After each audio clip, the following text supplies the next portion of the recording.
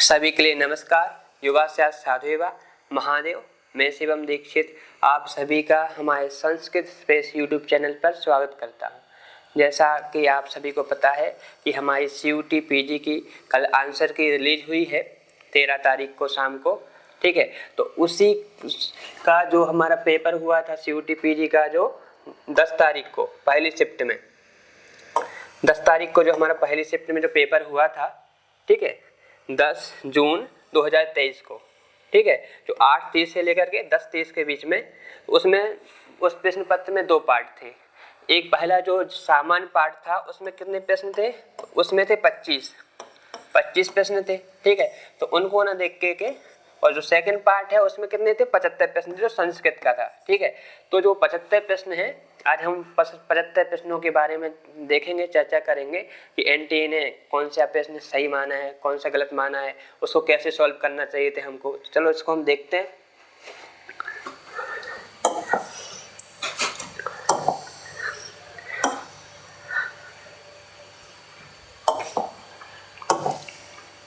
आज का हमारा जो पहला प्रश्न है आप देख पा रहे होंगे वह है कि पहले दिया है अधोलिखितम अनुच्छेदम पठित्वा विदत्तानाम प्रश्नानाम उत्तराणि लिखत। जो नीचे जो अनुच्छेद दिया गया है उसको पढ़ करके हमें जो नीचे जो प्रश्न दिए गए हैं उनके हमें उत्तर करना है। ठीक है, तो पहला प्रश्न क्या दिया है कि विद्ययो इत्यत्र कहा संधि। विद्या एव था, यहाँ पे क्या था? विद्या प्लस एव। ठीक है, यहाँ पे क्या हो गई है? विद्धि रेचि से विद्धि हो गई। तो आप सभी जानते हैं कौन सी संधि यहाँ पे? वृद्धि संधि है। इसका मतलब क्या है? हमारा दूसरा वाला ऑप्शन हमारा यहाँ पे सही हो जाता है। ठीक है, इसके आगे चलते हैं। इतने सरल प्रश्न है। इसके दूसरा जो आज का हमारा प्रश्न है आप देख पा रहे होंगे वह है कि कहा मानव असभ्य मूर्खा ग्रामीण च कथ्यते। ठीक है, तो आप देख पा रहे हो कि चौथा जो ऑप्शन है हमारा वह लिखा है कि विद्या द्रव्येण विहीना। ठीक है, विद्या द्रव्येण विहीना ये लिखा है कि विद्या द्रव्येण विहीना यो मानवः अस्ति सा असभ्य मूर्खा ग्रामीण च कथ्यते। तो इसका मतलब हमारा कौन सा ऑप्शन सही है? यहाँ पे चौथा वाला जो ऑप्शन है वह हमारा यहाँ पे सही है। ठीक है, चलते हैं इसके आगे। इसके आगे जो हमारा प्रश्न है वह है कि लिखा है ज्ञानेन बिना यथा पशु धर्मा धर्मयोर विचारम कर्तुम न शक्नोति वाक्येस्मिन् कर्तृपदम चुनता। ठीक है, कि ये जो आप वाक्य देख रहे हैं इसमें हमें कर्तृपद को ढूंढना है, चयन करना है। ठीक है, तो शक्नोति तो यहाँ पे क्रिया है। ठीक है, यहाँ पे कह रहे हैं कि ज्ञानेन बिना, ज्ञान के बिना, यथा मतलब जैसे पशु धर्म और अधर्म का विचार नहीं कर पाता है। ठीक है, तो यहाँ पे जो पशु है, पशु हमारा क्या है? कर्तृपद है, क्योंकि पशु की बात कर रहे हैं पशु। ठीक है, तो हमारा ऑप्शन यहाँ पे क्या? पशु तीसरे में दिया है। इसका मतलब हमारा तीसरा वाला ऑप्शन क्या है? यहाँ पे सही हो जाता है। इसके आगे चलते हैं। इसके आगे जो हमारा प्रश्न है वह है परमेश्वरेण जगति समुत्पादितेषु सर्वदिव्येषु किम सर्वश्रेष्ठम दिव्यम। ठीक है, तो आप पहली ही पंक्ति देख रहे हैं अनुच्छेद की, उसमें ही लिखा है यहाँ पे कि परमेश्वरेण जगति समुत्पादितेषु सर्वदेषु विद्येयु सर्वश्रेष्ठम दिव्यम। तो क्या दिया? विद्या। तो इसका मतलब हमारा ऑप्शन कौन सा? तीसरा वाला विद्या हमारा सही हो जाता है। यह जो आपको गद्य देख रहे हैं ये कहाँ का है? ये दंडी का जो काव्यादर्श है उसका यहाँ पे उठा के इन्होंने रख दिया है। ठीक है, आगे चलते हैं। इसके आगे जो प्रश्न है वह है, देखते हैं। इसके आगे जो प्रश्न है लिखा है कि अनुच्छेदानुसारम वाक्यानि क्रमेण व्यवस्थापयत। इतना सरल प्रश्न दिया है, कोई भी जो संस्कृत पढ़ना भी जानता होगा वह भी इसको कर पाएगा। केवल हमें जो वाक्य इसमें दिए गए हैं अनुच्छेद में उनको ये बताना है कि कौन पहले वाक्य लिखा है और कौन बाद में लिखा है। ठीक है, तो हम देख लेते हैं। सबसे पहले क्या दिया है? सबसे पहले दिया है ठीक है, पहला दिया है सबसे पहले बी वाला। क्या है? बी वाला दिया है यहाँ पे कि यह भी सर्वदिव्येषु विद्येयु सर्वश्रेष्ठम दिव्यम। तो यहाँ पे दिया है सर्वदिव्येषु विद्येयु सर्वश्रेष्ठम दिव्यम। तो इसका मतलब बी वाला हमारा सही है। तो मतलब ये तो हमारा गलत है और ये भी गलत है। तीसरा और चौथा क्या गलत है। अब हमें केवल पहले और दूसरे में से देखना है कि कौन सा हमारा ऑप्शन सही हो। और आगे देखते हैं, उसके आगे जो ऑप्शन है, यह असभ्या सह असभ्या मूर्खा ग्रामीणा च कथ्यते। ठीक है, तो इसका मतलब कि हमारा जो डी वाला ऑप्शन है दूसरे नंबर पे। ठीक है, सा असभ्या मूर्खा ग्रामीणा च कथ्यते, तो बी के बाद डी देखना है, और बी के बाद जो डी है केवल दूसरे ऑप्शन में मिल रहा है। ठीक है, इसका मतलब पहला भी हमारा गलत हो जाता है। इस प्रकार से हमारा दूसरा ऑप्शन क्या है, सही है। इसको केवल देख के बताना है कौन पहले है कौन बाद में। हमें लगता है सबका ये सही होगा। इसके आगे चलते हैं। इसके आगे जो प्रश्न है वह है कि आश्रमाः कति भवन्ति। आश्रम कितने होते हैं, तो आप सभी को पता है कि आश्रम कितने होते हैं, 4 होते हैं। तो हमारा कौन सा ऑप्शन सही है यहाँ पे, तीसरा वाला ऑप्शन हमारा यहाँ पे सही हो जाता है, चत्वारः। ठीक है, यहाँ पे लिखा है चत्वारो विभागाः चत्वारः आश्रमा उच्यन्ते, तो क्या तीसरे में दिया है चत्वारः, तो ये वाला ऑप्शन हमारा सही है। इसके आगे देखते हैं। इसके आगे जो हमारा प्रश्न है वह है कि कति वर्ष पर्यंतम एकस्मिन् आश्रमे विश्रम्य चत्वारो अपि आश्रमाः सेव्या, कि कितने वर्ष पर्यंत तक हमें एक आश्रम में का सेवन करके हमें दूसरे आश्रम का सेवन करना चाहिए। तो आपको पता है कि मनुष्य की आयु सामान्यतः कितनी मानी जाती है, 100। ठीक है, 4 आश्रम है तो 25-25 वर्ष हमको प्रत्येक आश्रम का सेवन करना चाहिए। तो दूसरा ऑप्शन दिया है यहाँ पे पंचविंशति पर्यंतम, ये वाला ऑप्शन क्या है हमारा सही है। ठीक है, यहाँ पे दिया है आपके गद्य में कि पंचविंशति वर्ष पर्यंतम एकस्मिन् आश्रमे विश्रम्य चत्वारो आश्रमा सेव्या। ठीक है, इस प्रकार से हमारा दूसरा वाला ऑप्शन सही है। इसके आगे देखते हैं। इसके आगे जो हमारा प्रश्न है वह है दिया है अनुच्छेदानुसारम वाक्यानि क्रमेण व्यवस्थापयत। यहाँ पे भी वही करना है कि अनुच्छेद के अनुसार जो वाक्य कौन पहले है कौन बाद में है उसको बस हमें केवल लगाना है। ठीक है, तो इसको हम देख लेते हैं। इसका जो सबसे पहला है हमारा कि चत्वारो विभागः चत्वारः आश्रमा उच्यन्ते, ये देख पा रहे होंगे आप, ये चत्वारो विभागः चत्वारः आश्रमा उच्यन्ते। ठीक है, डी वाला ऑप्शन सबसे पहले दिया है। ठीक है, तो डी वाला देखते हैं इसमें कहाँ है सबसे पहले, तो डी वाला हमारा 2 में दिया है, दूसरे में और 4 वाले में, मतलब तीसरा हमारा गलत है और पहला भी गलत है। अब केवल 2 ऑप्शन हमारे पास बचे हैं। ठीक है, उसके बाद क्या है, तेसु प्रथमः सर्वैः अपरिहार्यत्वेन सेव्यः। ठीक है, ये जो है कितने नंबर पे है, ये है, इसके बाद है ये है ए ना, हाँ ए। ठीक है, तो डी के बाद हमको क्या देखना है, ए देखना है। ठीक है, तो डी के बाद भी ए यहाँ कहाँ कितनी जगह मिल रहा है, डी के बाद भी ए हमारे 2 जगह मिल रहा है, द्वितीय में और चतुर्थ में। इसमें भी हमारा काम नहीं बना, तीसरा देखना पड़ेगा हमको। हम तीसरा देखते हैं। तीसरा है कौन सा, यतः सा यो शारीरिकीं मानसिक च शक्तिं विकासयति। ठीक है, और यहाँ पे जो दिया है सी। ठीक है, तो हमें डी के बाद ए और उसके बाद सी देखना है। तो किस में मिल रहा है, हमारा यहाँ पे मिल रहा है चौथे वाले में। इसका मतलब हमारा चौथा वाला क्या सही हो जाता है, क्योंकि द्वितीय में इसके बाद ए के बाद सी, इसमें भी मिल रहा है। ठीक है, तो इसके आगे और चलते हैं, क्योंकि तीनों के तीनों यहाँ तक क्या द्वितीय में और चतुर्थ में सही मिल रहे हैं। इसके आगे देखते हैं।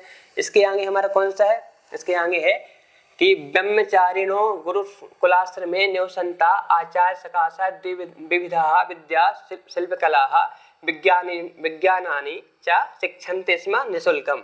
ठीक है, ये हमारा ऑप्शन कितने नंबर का है, तो हमारा है ई। ठीक है, ई, ये वाला आप देख पा रहे होंगे। तो हम ऐसा ऑप्शन देखना जिसमें डी हो, ई हो, सी हो, फिर ई हो। तो एक चतुर्थ में मिल रहा है। ठीक है, क्योंकि यहाँ पे अब ई की जगह पे बी आ जाए तो दूसरा भी हमारा गलत हो जाता है। इस प्रकार हमारा चौथा ऑप्शन क्या है, सही है। ठीक है, तो इसका कौन सा ऑप्शन सही है, 4 वाला। इसके आगे चलते हैं। इसके आगे जो प्रश्न है वह है बोला है कि कहा आश्रम सर्वैः अपरिहार्यत्वेन सेव्यः। ठीक है, किस आश्रम को हमें अनिवार्य रूप से सेवन करना चाहिए, यहाँ पे दिया है, देखो दिया है तेषु प्रथमा सर्वैः अपरिहार्यत्वेन सेव्यः। उनमें प्रथम कौन है, ब्रह्मचर्य है। तो मतलब पहला वाला ऑप्शन हमारा क्या है, सही है।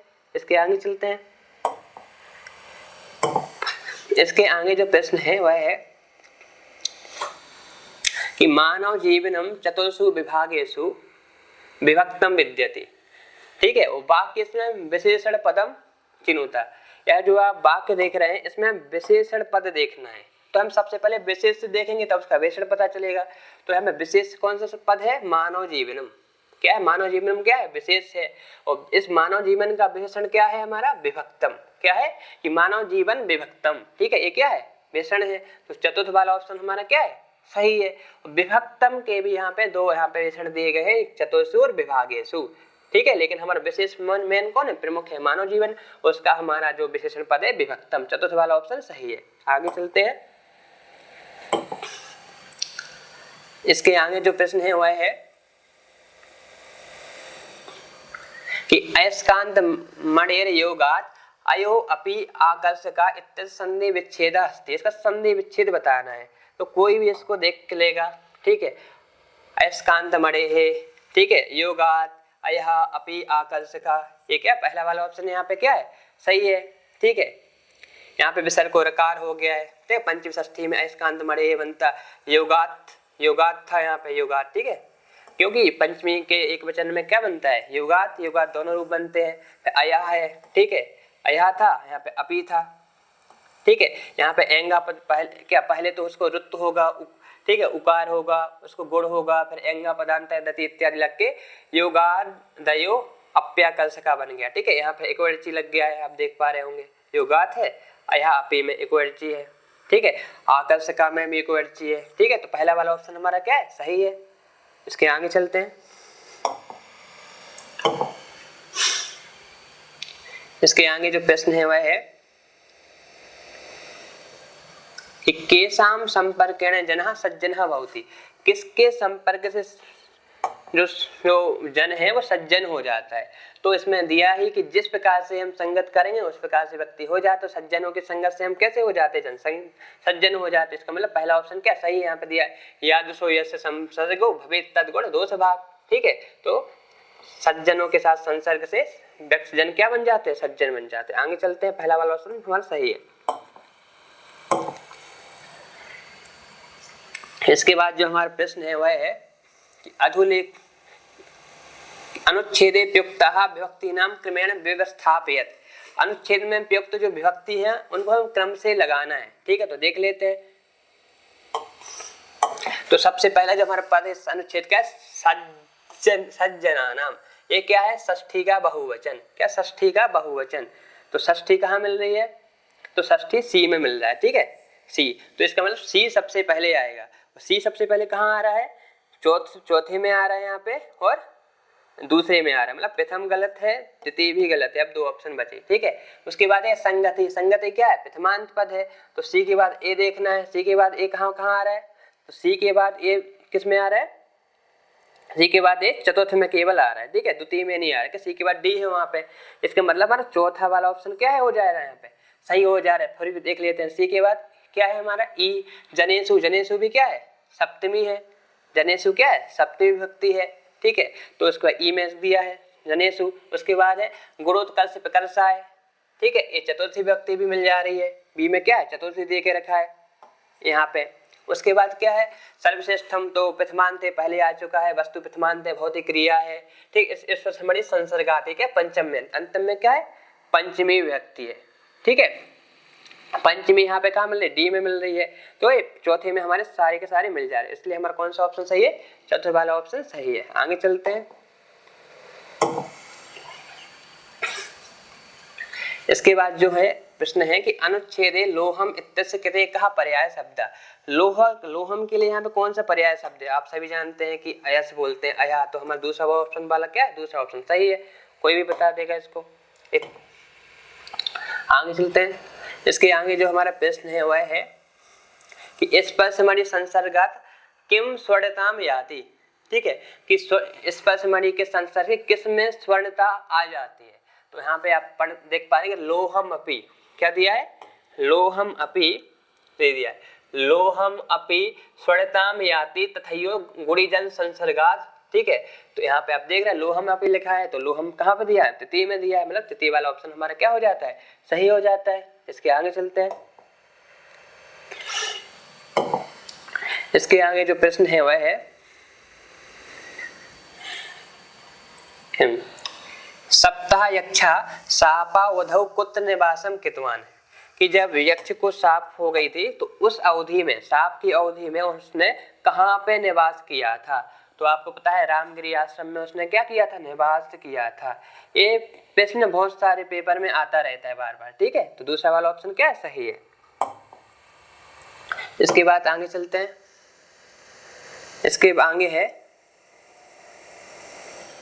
ठीक है, निकालता हूँ इसको इस साइड। हाँ, इसके आगे है कि भवता इति रूपम वर्तते, ठीक है। भवता है रूप कहाँ पे बनता है, तो आपको पता है जो भौत शब्द का रूप चलाएंगे, ठीक है। तो भवत, भौंतौ, भौंता, भौंतम, भौंतौ, भवता, भवता, भौतभ्याम, भौतभी। तो भवता कहाँ बनता है, तृतीया के एक वचन में। तृतीया के एक वचन में क्या बनेगा, तृतीया एक वचन में भवता बनेगा, ठीक है। यहाँ पे कहाँ दिया है देख लेते हैं। तृतीया एक वचन दिया है, भव शब्द तृतीय के एक वचन, मतलब तीसरा वाला ऑप्शन हमारा क्या है, सही है। इसके आगे देखते हैं। इसके आगे जो प्रश्न है वह है कि प्रथमाम सूचीम द्वितीया सूच्या सह मेलयत, पहली वाली सूची को दूसरी सूची से हमको मिलाना है। तो मिलाते हैं हम। पहले है वर्ण साम्यम अनुप्रासा, आप सभी जानते हैं वर्ण साम्य को क्या बोलते हैं, अनुप्रास के मतलब पहले का दूसरा, ठीक है। पहले का दूसरा कहाँ मिल रहा है, पहले का दूसरा हमारा दो में मिल रहा है, तीसरे वाले में, चौथे वाले में, ठीक है। पहले मतलब पहला गलत है, दूसरा हमारा गलत है। अब तीसरे चौथे में देखना है। उसके बाद है प्रकृत समेन संभावना उत्प्रेक्षा होता है, ठीक है। प्रकृत मतलब उपमेय, उपमेय की जहाँ उपमान के साथ संभावना व्यक्त की जाती है वहाँ क्या होती है, उत्प्रेक्षा। तो मतलब बी का एक देखना है, बी का एक कहाँ पे मिल रहा है, बी का एक यहाँ दोनों के दोनों में मिल जा रहा है, ठीक है। इसके और आगे चलते हैं, यहाँ पे सही है, ठीक है, बी का एक। इसके आगे है उपमान उपमेय अभेद का, तो रूपक होता है उपमान उपमेय का, जहाँ पे अभेद प्रदर्शित किया जाए वहाँ रूपक अलंकार होता है। एक प्रश्न आया भी है आपके इस बार रूपक से, ठीक है। तो देखना है हमें सी का क्या ढूंढना है, सी का चार। सी का चार किस में मिल रहा है, चौथे ऑप्शन में मिल रहा है। तृतीय ऑप्शन में सी का 3 मिल रहा है, मतलब तीसरा भी गलत है, मतलब चौथा वाला ऑप्शन क्या सही है। फिर भी देख लेते हैं आगे। अर्थे सती भिन्ना नाम ओढ़ा नाम पुनः सुते यमकम, ठीक है, आपको सब याद ही होगा, ठीक है। तो इसका डी का 3, तो मतलब चौथा वाला ऑप्शन हमारा क्या है, सही है। केवल लक्षण यदि जिसको याद रहे होंगे अलंकार के, वो आराम से इसको कर लिया होगा। इसके आगे देखते हैं। इसके आगे जो प्रश्न है, प्रथमाम सूचीम द्वितीया सूच्या सह मेलयत, पहली वाली सूची को दूसरी सूची के साथ मिलाना है। केवल यहाँ पे क्या दे दिए, उनके रचयिता और उनकी रचना दे दी है, उनको मिलाना है। वेदव्यासा है, वेदव्यासा सभी जानते हैं कि श्रीमद् भगवद गीता है जो किस में मिलती है, महाभारत में मिलती है, ठीक है। महाभारत किसने लिखा है, वेदव्यास ने, विस्पर में मिलती है, ठीक है। मतलब ए का 4, ए का 4 कहाँ है, ए का 4 केवल पहले ऑप्शन में मिल रहा है। केवल एक ऑप्शन को देख करके इसको हम सॉल्व कर पा रहे हैं, ठीक है। फिर भी देख लेते हैं सारे, ठीक। भर्तृहरि ने क्या लिखा है, नीति शतक लिखा है। विष्णु शर्मा ने क्या लिखा है, पंचतंत्र लिखा है। कालिदास ने मेघदूत लिखा है, ठीक है। पहला वाला ऑप्शन हमारा सही है। इसके आगे देखते हैं। ये तो जब हम लोगों ने टेस्ट सीरीज कराई तो सारे के सारे क्वेश्चन इसमें भी हमने कराए थे, लगता है उसकी कॉपी कर दिया है, ठीक है। इसके आगे वाला प्रश्न है कि अधा कथनद्वयं प्रदत्तम एकम अभिकथनम अस्ति द्वितीयम च तस्य कारणम अस्ति। यहाँ पे एक अभिकथन दिया गया है, दूसरा उस अभिकथन का कारण दिया गया। देखते हैं अभिकथन क्या है। अभिकथन है कि श्रीमद् भगवद गीता महाभारत से षष्ठे पर्वणि अस्ति, श्रीमद् भगवद गीता महाभारत के 6वें पर्व में है। तो आपको पता है 6वां पर्व कौन है, भीष्म पर्व है, ठीक है। पहला कौन है, आदि है, आदि एक, आदि सभा, ठीक है। फिर क्या है, आदि सभा वन विराट, ठीक है। फिर उद्योग पंचम है, ठीक है, उद्योग। षष्ठ क्या है, भीष्म है। तो भीष्म पर्व में क्या है, श्रीमद् भगवद गीता है। ये पहला वाला कथन तो हमारा सही है। उसके बाद है श्रीमद् भगवद गीतायाम 18 अध्यायाः सन्ति, ये भी आप सभी जानते हैं कि श्रीमद् भगवद गीता में के 18 अध्याय है। मतलब दोनों के दोनों ऑप्शन हमारा, मतलब अभिकथन भी सही है, कारण भी सही है, ठीक है।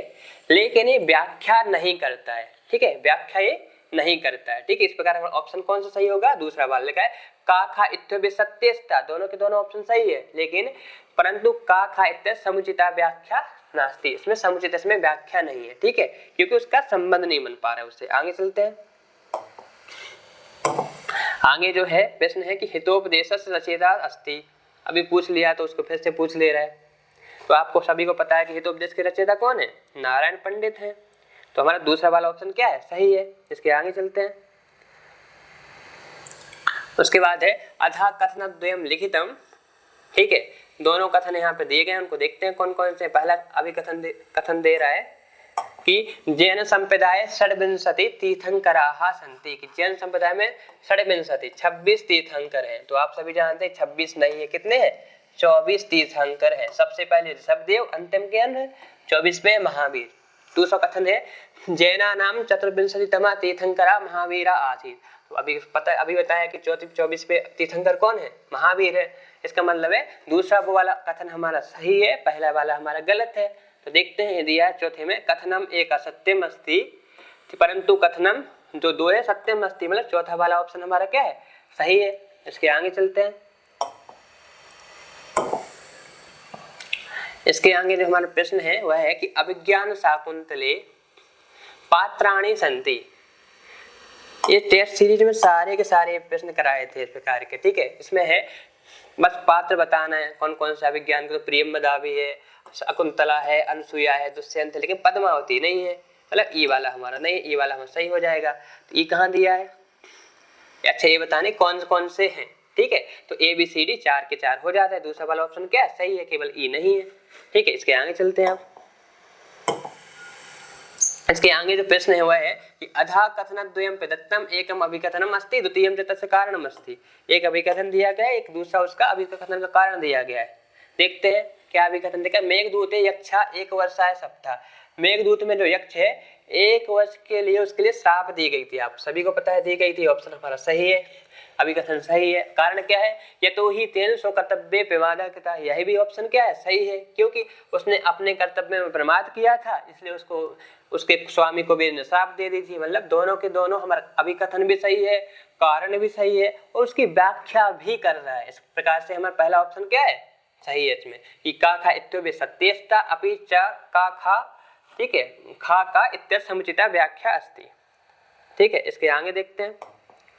इसके आगे जो प्रश्न है कि तद दोषौ शब्दार्थौ सगुणौ अनलंकृति पुनः क्वापि इति कस्य उक्ति। आप सभी को पता है किसकी उक्ति है, मम्मट की उक्ति है।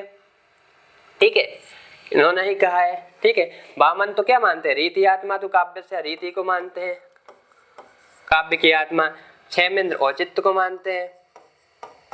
ठीक है, औचित्यम सिद्धस्य श्रम काव्य से जीवितम कहते हैं। तो ठीक है, कुंतक किसको, वक्रोक्ति को मानते हैं।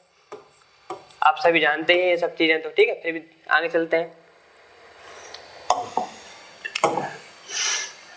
इसके आगे है कि अपाठत इति रूपम वर्तते। ये रूप कहाँ का, ये बताना है बस हमको। ठीक है, तो आप पता है कि जब आप लंग लकार पढ़ेंगे, लंग लकार में रूप चलते हैं अपठत, अपठताम, अपठन, अपठा, अपठतम, अपठथ। ठीक है, तो लंग लकार के मध्यम पुरुष बहुवचन में क्या बनता है, ये अपठथ बनता है। ठीक है, वहां पे हलंत नहीं है, याद रखना। ठीक है, ये कहाँ बनता है, लंग लकार के मध्यम पुरुष बहुवचन में। इस प्रकार हमारा ऑप्शन कौन, चौथा वाला ऑप्शन हमारा सही है। इसके आगे देखते हैं। इसके आगे जो प्रश्न है कि अधा कथनद्वयम लिखितम। ठीक है, यहाँ पे 2 कथन दिए गए हैं, देखते हैं कौन सही कौन गलत दिया है। कि नाट्य शास्त्रम पंचमो वेदा इत्युच्यते। तो पता है आपको, जो काव्य मीमांसा में नाट्य शास्त्र को क्या कहा गया है, पंचम वेद कहा गया है। इस प्रकार से हमारा पहला ऑप्शन तो क्या है, सही है। फिर नाट्य शास्त्रानुसारम नाट्यशालायाः निर्माणम विश्वकर्मा करोत्। ये भी पता है कि नाट्य शास्त्र के अनुसार नाट्यशाला का निर्माण किसने किया था, किसने किया था, विश्वकर्मा ने किया था। ये ऑप्शन भी हमारा सही है। ठीक है, दोनों के दोनों ऑप्शन हमारे सही हैं, ऑप्शन हमारा पहला सही हो जाता है। ठीक है, आगे चलते हैं। इसके आगे जो प्रश्न है कि रूपकस्य कति भेदाः सन्ति। रूपक के कितने भेद होते हैं, रूपक के कितने भेद। आपको पता है कि रूपक के कितने भेद होते हैं, 10 भेद होते हैं, रूपक के 10, उपरूपक के 18। ठीक है, तो दूसरे में दिया है 10, दूसरा वाला ऑप्शन हमारा सही है। इसके आगे देखते हैं। इसके आगे जो प्रश्न है कि तर्क संग्रहानुसारम एतानि कर्माणि क्रमेण व्यवस्थापयत, कि तर्क संग्रह के अनुसार जो ये कर्म दिए गए हैं, कर्मों को क्रम से लगाना है। तो पहला कर्म कौन है? पहला है उक्षेपण। ठीक है, पहले में आएगा। ठीक है, बी सबसे पहले, उक्षेपण के बाद अपक्षेपण, बी के बाद ई आएगा। ठीक है, उक्षेपण और अपक्षेपण भी हो रहा है, उक्षेपण अपक्षेपण, फिर आकुंचन, उसके बाद सी आएगा। ठीक है, उक्षेपण अपक्षेपण आकुंचन, फिर प्रसारण है, फिर मतलब ए आएगा, फिर गमनम, फिर डी आएगा। अब मिला लेते, कहाँ मिल रहा है? बी ई सी कहाँ मिल रहा है? बी ई सी तीसरे वाले ऑप्शन में मिल रहा है। इसका मतलब हमारा तीसरा वाला ऑप्शन सही है। इसके आगे चलते हैं।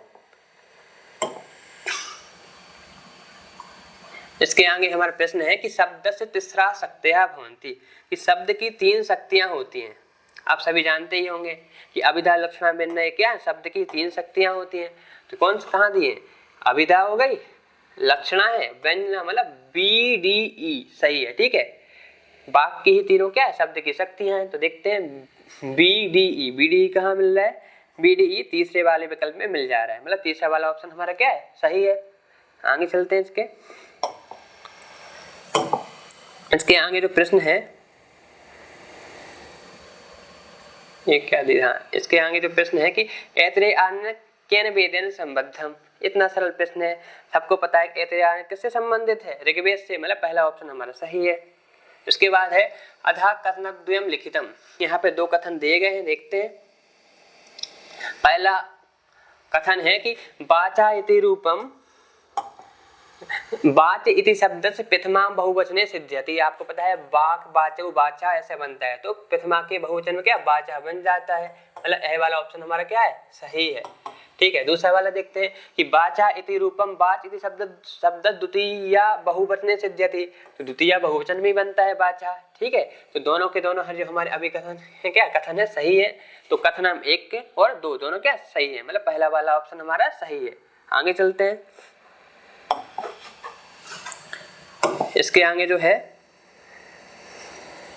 कि अधा कथनद्वयम प्रदत्तम एकम अभिकथनम अस्ति द्वितीयम च तस्य कारणम अस्ति। ठीक है, यहाँ पे देखते हैं एक अभिकथन है, दूसरा उसका अभिकथन का कारण है। देखते हैं, पहला है शुक्ल यजुर्वेदस्य एकमात्रम आरण्यकम भेदारण्यकम इति। ठीक है, शुक्ल यजुर्वेद का एकमात्र आरण्यक है, भेदारण्यक है, मतलब बिल्कुल सही है। दूसरा आरण्यकानि वानप्रस्थीनाम कृते लिखितानि, आरण्यक जो ग्रंथ है वानप्रस्थियों के लिए लिखेगा, ये ऑप्शन भी सही है, मतलब दोनों के दोनों ऑप्शन हमारे सही है। ठीक है, लेकिन ये क्या व्याख्या नहीं कर रहा कि ऐसा कहा होता कि भेदारण्यक में, ठीक है, वानप्रस्थियों के लिए, भेदारण्यक वानप्रस्थियों के लिए लिखा गया है, तो फिर बनता कारण। ठीक है, लेकिन यहाँ पे कारण की समुचित व्याख्या पर नहीं कर रहा, मतलब का खा इत्यादि सत्यस्ता परंतु खा इति इत्यस्य समुचिता व्याख्या नास्ति। दूसरा वाला ऑप्शन हमारा क्या है? सही है। आगे चलते हैं। इसके आगे जो प्रश्न है वह है कि यद्यपि इत्यत्र वर्तते, कौन सी संधि यद्यपि में? सभी को पता है यद्यपि में कौन सी संधि है? यड संधि है। कौन सी संधि है? यड। ठीक है, इसका ऑप्शन कौन सा सही है हमारा? चतुर्थ वाला ऑप्शन हमारा सही हो जाता है, यड संधि। ठीक है, इसके आगे वाला, इसके आगे देखते हैं। इसके आगे है कि अधोलिखितेषु संप्रदान संज्ञा विधायकम सूत्रम नास्ति। जो नीचे यहाँ पे जो दिए गए इनमें से संप्रदान संज्ञा विधायक सूत्र कौन कौन से नहीं है? ठीक है, तो सबसे पहले है तथा युक्तम चानीपसितम, ये सभी को पता है क्या करता है? कर्म संज्ञा करता है। ठीक है, तो पहला तो हमारा यही मिल गया हमको ये। तो ये कहाँ मिल रहा है? ये 2 में मिल रहा है, मतलब पहले में और द्वितीय में। ठीक है, तृतीय मतलब नहीं हो सकता, 4 भी नहीं हो सकता। और आगे देखते हैं, आगे है रुच्यर्थाणाम प्रियमाण। ठीक है, ये बोलता है कि रुच्यर्थक धातुओं के प्रयोग में क्या जो प्रियमाण होती है उसकी संप्रदान संज्ञा होती है।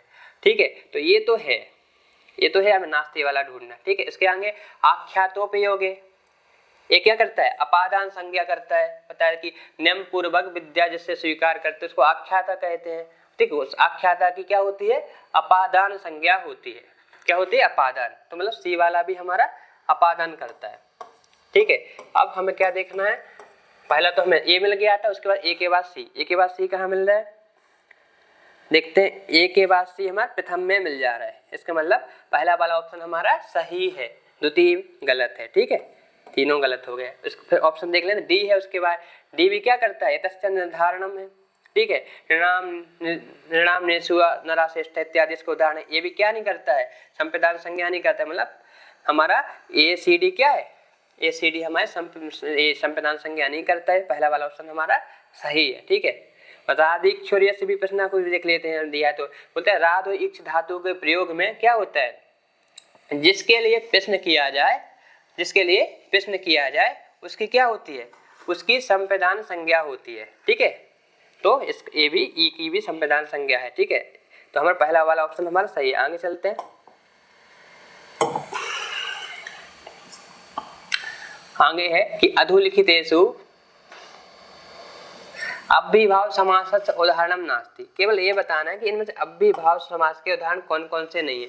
तो आपको पता है एकदम सामान्य सा एक कॉन्सेप्ट है, यदि उपसर्ग यदि पूर्व में रहते हैं तो अधिकांश सामान्यता वो जो कौन अव्ययीभाव समास के उदाहरण होते हैं। तो निर्जनम है, ठीक है, ये अव्ययीभाव है, उपनगरम में भी अव्ययीभाव है। ठीक है, तो ए सी में तो क्या अव्ययीभाव है, हमें देखना है जिसमें नहीं है। निर्जनम कैसे, जनानाम अभावा निर्जनम, इसमें क्या है अव्ययीभाव, अव्ययीभाव है इसमें। तो ठीक है, रहने देते अव्ययीभाव। ठीक है, चोराद भयम चोर भयम, इसमें क्या है तत्पुरुष है, क्या है तत्पुरुष। उसके बाद क्या है उपनगरम, ठीक है, नगर से समीपम उपनगरम बनता है, इसमें भी क्या अव्ययीभाव है, अव्ययीभाव। ठीक है, उसके बाद क्या है जित शत्रु, जितः शत्रु है ना, इसमें क्या हो जाएगा बहुव्रीहि हो जाएगा। ठीक है, पितरऊ, पितरऊ में क्या है द्वंद्व समास है, एक शेष हो जाता है माता च पिता च। ठीक है, इसमें क्या है द्वंद्व है। हमको कौन सा देखना है जो अव्ययीभाव समास का उदाहरण ना हो, तो कौन कौन सा नहीं है, बी भी नहीं है क्योंकि बी में तत्पुरुष है, इसमें डी में क्या है बहुव्रीहि है, पितरऊ में द्वंद्व है। तो B D E, B D कहाँ मिल रहा है, तो चौथे में मिल जा रहा है, इसका मतलब चौथा वाला ऑप्शन क्या है सही है। आगे चलते हैं। ठीक है,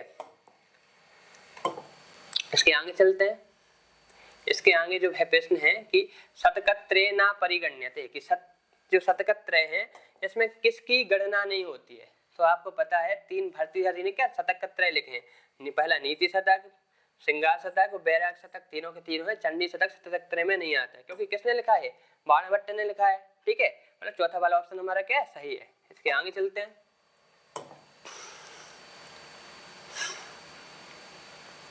इसके आगे जो प्रश्न है कि अधा कथनद्वयं प्रदत्तम एकम अभिकथनम हो अस्ति द्वितीयं च तस्य कारणम अस्ति। तो देखते हैं अभिकथन कौन है। अभिकथन के वामनहं बलिम वसुधाम याचते इत्यत्र बलिम इत्यस्य कर्म संज्ञा विहिता। तो सभी जानते हैं बलिम की यहाँ कर्म संज्ञा हो जाती है कर्मणि द्वितीया से, तो सॉरी कर्मणि द्वितीया से नहीं, कर्मणि द्वितीया तो द्वितीया करता है। ठीक है, इस कर्तुरीप से तमम कर्मा से क्या है, कर्तुरीप से तमम कर्मा से यहाँ क्या कर्म संज्ञा हो जाएगी। ठीक है, वो वसुधाम की किसके द्वारा हो जाती है, अकथितम च के द्वारा हो जाती है कि वसुधाम में क्या है गौड़ कर्म है, बलिम क्या है प्रधान कर्म है।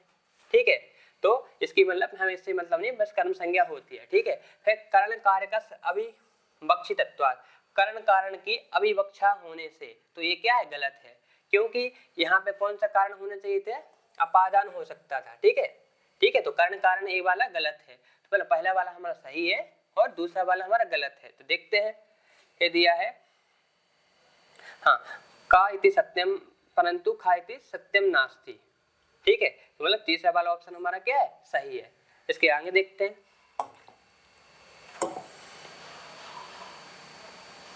इसके आगे है कि योगस्य अष्टौ अंगानि सन्ति। योग के 8 अंग है, आपको पता है यम नियम आसन प्राणायाम प्रत्याहार धारणा ध्यान समाधि क्या है, योग के 8 अंग हैं। ठीक है, ये वाला ऑप्शन हमारा कथन सही है। दूसरा कथन है अभ्यास वैराग्याभ्यम चित्तवृत्तीनाम निरोधा भवति। अभ्यास और वैराग्य के द्वारा चित्तवृत्तियों का निरोध होता है, यह भी हमारा ऑप्शन सही है। दोनों के दोनों कथन हमारे सही है, पहला वाला ऑप्शन हमारा सही हो जाता है। ठीक है, आगे चलते हैं, इसके आगे है हाँ कि अभिज्ञान शाकुंतल, अभिज्ञान शाकुंतलम इति नाटकस्य रचयिता अस्ति। अभिज्ञान शाकुंतलम के कौन, नाटक के रचयिता कौन है, सभी को पता है, सर्वप्रसिद्ध है, किसके रचयिता कौन है, कालिदास है। ठीक है, तो पहला वाला ऑप्शन हमारा सही है। ठीक है, इस प्रकार से हमारे यहाँ पे कितने 65 प्रश्न हो गए हैं। ठीक है, ज्यादा बड़ी ये कक्षा ना हो इसलिए हमने इसके 2 पार्टों में इसको लाएंगे। एक पार्ट हो गया, अब द्वितीय कक्षा में हम इसके आगे वाले हम 66 से 100 तक प्रश्न लेकर के आएंगे। ठीक है, तब तक के लिए सभी के लिए नमस्कार। युवा साधु महादेव।